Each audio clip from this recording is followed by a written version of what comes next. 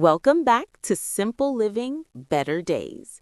Today we're talking about daily living, the little routines and habits that shape our everyday life. Exactly. Sometimes people think happiness comes from big events, but honestly, most of our life is made up of ordinary days. So how we live those days really matters. Right.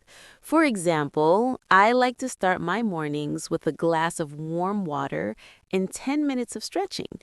It sounds so small, but it sets the tone for my whole day.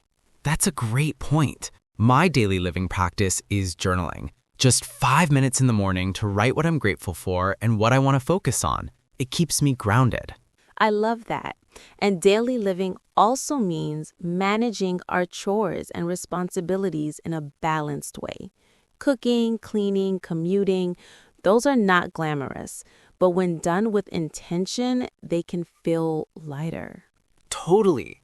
I've been experimenting with cooking at home more. Not only does it save money, but it actually helps me slow down and enjoy the process. And then there's rest. People forget that rest is part of daily living.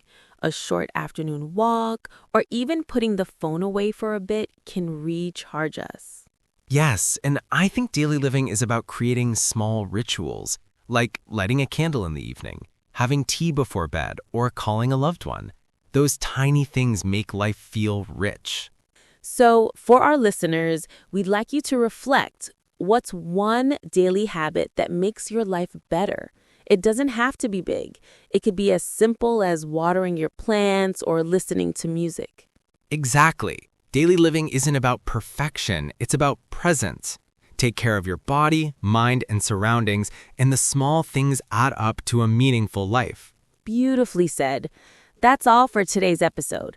Thanks for joining us, and remember, live simply, live fully. See you next time.